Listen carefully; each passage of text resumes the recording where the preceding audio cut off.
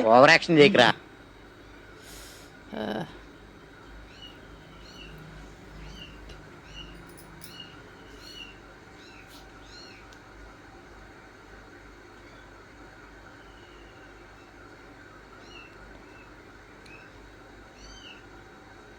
Hello, ఏమైందవ్వా?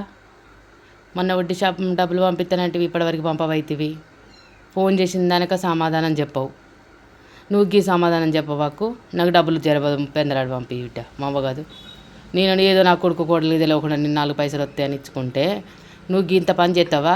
ఎప్పుడు నీకు 10 ఫోన్లు చేయాలి, మనిషి ఇంటికి రావాలి. ఎండలేమో మండిపోతున్నాయి, నేను బయటికి రాలేను. కానీ నువ్వు డబ్బులు పంపి మా అమ్మ. కానీ నీకు దండం పెడతా, నువ్వైతే నాకు డబ్బులు పంపించు. ఇన్నిసార్లు ఇంత రామచంద్ర ఇంత చికాకొద్దు. మా అమ్మగాని పంపి బిడ్డ పంపి. అవ్వా నాయనా, నేనేం చేయాలో తెలవట్లేదు. నువ్వైతే నాకు ఎప్పుడు చెప్పు ఇదే చెప్తాను. నువ్వు నాకు సమాధానం వద్దిగా. డబ్బులు అయితే కావాలి. అని నువ్వే వచ్చి ఇచ్చిపో బాబా. నువ్వు డబ్బులు ఇచ్చిపో మా అమ్మ కాదు, డబ్బులు ఇచ్చిపో సరేనా? నువ్వైతే డబ్బులు అయితే పంపి పెందలాడి పంపి, నాకు అవసరం ఉన్నాయి. నువ్వు తీసుకురా.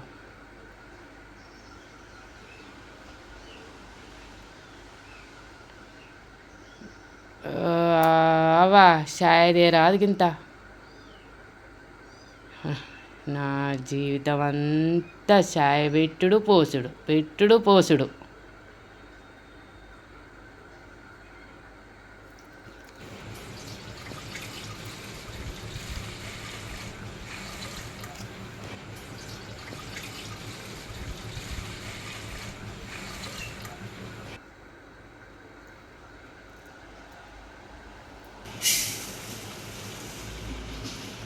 అత్తమ్మ, మన ఖమ్మంలో కొత్త షాపింగ్ మాల్ ఓపెనింగ్ చేసిరే కత్తమ్మా.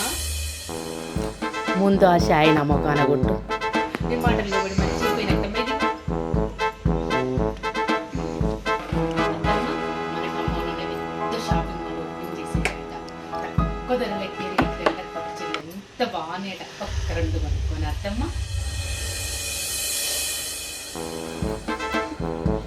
నువ్వు వాడే cooler, mixie, rice cooker, washing machine, TV, fan, లైట్లు ఇన్నిటి సరిపోదని నీకు పట్టు చీరలు కావాలి. నేను నా కొడుకు పోయి పాత బస్ స్టాండ్ కాడ అరుక్కుంటాం. వచ్చిన పైసలతోటి పట్టు చీరలు కొనుక్కుంది. సరేనా?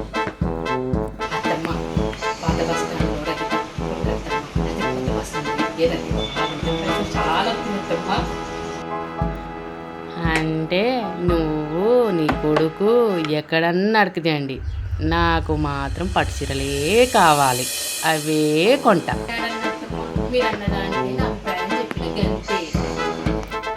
నీకు ఏది సీరియస్గా చెప్తానో ఏది జోక్గా చెప్తానో అర్థం కావట్లేదే. నెత్తిలో పురుగులు పెట్టుకున్నావానే? జోక్ అంటే నవ్వుకుంటే చెప్తారు, సీరియస్గా చెప్తే సీరియస్గా అనుకున్నా. నేను నా కొడుకు పాత వస్తాడు పోయి అడక తింటే వచ్చిన పైసలతోటి పట్టు చీరలే కొంటావు. నీకు పట్టు చీరలే కావాలి, అయ్యే కొంటావు. సరేనా? అత్తమ్మ పాత బస్తాలు అయితే రద్దీ తక్కువ అత్తమ్మ. అదే కొత్త బస్తాలు అయితే రద్దీ ఉంటారు, పైసలు బాగా వస్తాయి, పట్టు చీరలు కొనుక్కోవచ్చు. లోన పోవే, లోన పో, నువ్వు లోపల పో. పట్టు చీరలు